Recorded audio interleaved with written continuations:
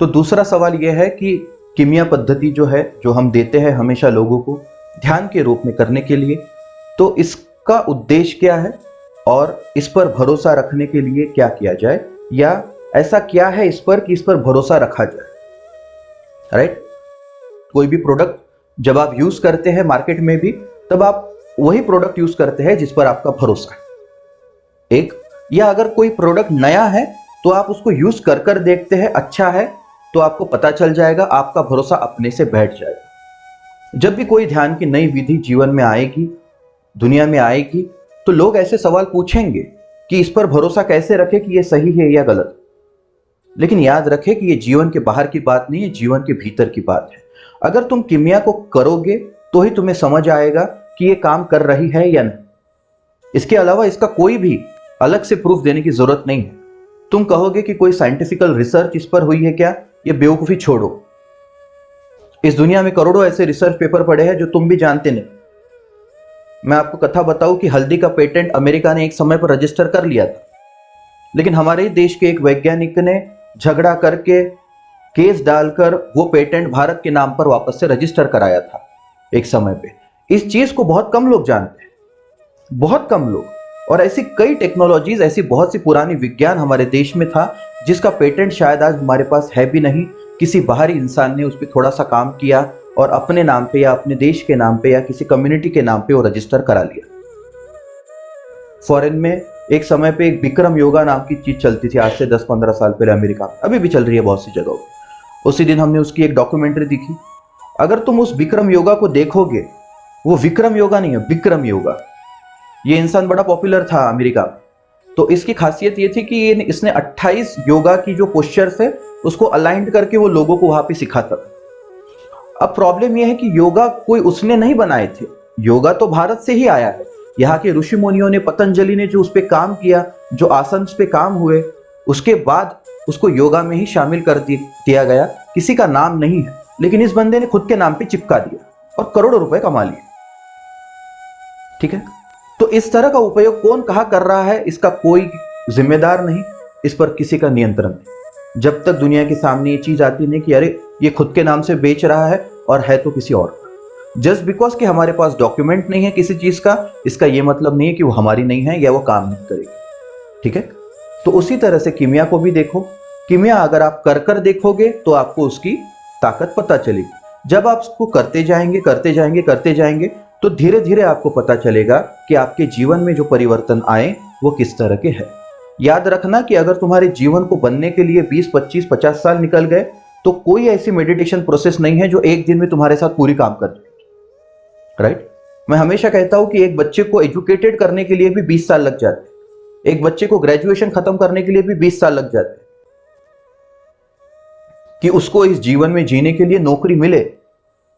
इसके लिए वो बच्चा 20 सालों तक स्टडी करते रहता है, और तुम कहते हो कि ध्यान तुम्हारे लिए 1 हफ्ता, 2 हफ्ता या 4 दिन में काम करे। ऐसे नहीं होगा। अगर कोई इंसान एक नई लैंग्वेज को भी सीखना शुरू करता है तो भी एक समय जाता है। उसमें 2 चीजें है कि वो कितना खुद मेहनत ले रहा है और कितना उसकी रेगुलर प्रैक्टिस कर रहा है, उसके ऊपर यह तय होता है कि वो कितने जल्दी उस भाषा को सीख पाए। राइट? उसी तरह से ध्यान का पथ, तुम कितना उसमें एंगेज होते हो, तुम कितना अपनी प्रैक्टिसेस को एंगेज रखते हो, इसके ऊपर डिपेंडेंट है। अगर तुम कीमिया की भी बात करो तो मैं कहूंगा कि बिगिनर्स के लिए एक बार करो, जब तुमको थोड़ी आदत हो जाए तो 15-20 दिन के बाद उसको सुबह शाम करो, तो तुमको उसका इफेक्ट ज्यादा मिलेगा। क्योंकि तुम जितना उसके प्रैक्टिसेस में एंगेज रहोगे उतना वो ज्यादा इफेक्ट तुमको देगी। और कीमिया कोई 2 घंटा 1 घंटे की बात नहीं है, 10 से 15 मिनट की बात है। और अगर तुम किसी भी चीज को सीखना चाहो, करना चाहो, तो तुम्हें अपने जीवन के 15 से 20 मिनट या आधा घंटा तो देना ही होगा, अदरवाइज उसमें जाना ही मत। तुम कहो कि बैठे बैठे मिल जाए, इस दुनिया में कोई भी मुफ्त की चीज नहीं, इस दुनिया में कुछ भी मुफ्त नहीं है, तुम्हें कुछ ना कुछ तो देना ही होगा। हम कीमिया सिखाने का 1 रुपए भी नहीं लेते, कोई चार्ज नहीं है कीमिया का। अवेलेबल है, यूट्यूब पे भी अवेलेबल है, कोई भी अपने घर पर बैठ के कहीं से भी कर सकता है। लेकिन उसमें सिर्फ तुम्हारी इन्वेस्टमेंट यह है, तुम्हारा समय और तुम्हारी उसमें दी गई थोड़ी सी श्रद्धा।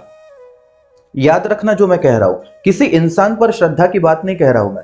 ये नहीं कह रहा हूं कि किसी इंसान पर भरोसा रखकर इस प्रोसेस को करना है। बात बस इतनी सी की जा रही है कि वो जो प्रोसेस तुम कर रहे हो उसमें पूरा डूब जाना, उसको पूरे भीतर से करना, पूरे प्रेम से करना, पूरे आदर के साथ करना।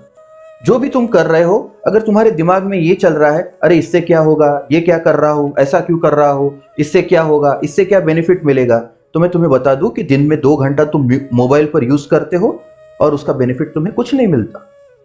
जब तुम इंस्टाग्राम यूट्यूब पर घंटों बर्बाद करते हो, तब तुम्हारा माइंड कभी नहीं पूछेगा तुमसे कि अरे इसका इफेक्ट क्या।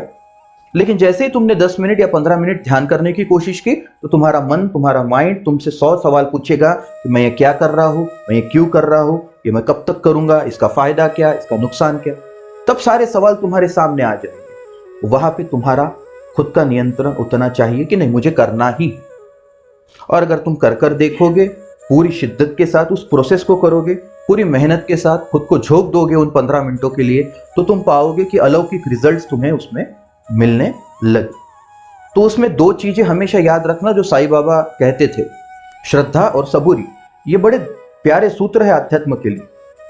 श्रद्धा का मतलब किसी इंसान पर श्रद्धा मत ले लेना। जो प्रोसेस तुम कर रहे हो, जिस ध्यान की विधि से तुम जा रहे हो, उस प्रोसेस पर तुम श्रद्धा कर रहे हो, उस विधि पर अब तुम भरोसा करके काम कर रहे हो। और दूसरा है सबूरी।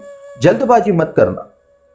जब तुम अपने बच्चे को नर्सरी में भी डालते हो ना, तो तुम जल्दबाजी नहीं करते, पागल के जैसे उसके पीछे नहीं लगते कि चल पढ़ के दिखा।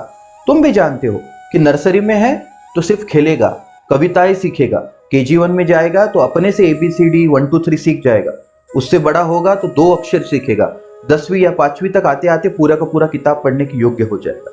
ये चीज अगर तुम जानते हो, तो वैसे ही इस चीज को समझना कि जब तुम ध्यान में भी जा रहे हो, तो वो धीरे धीरे होगा, धीरे धीरे ही होना चाहिए।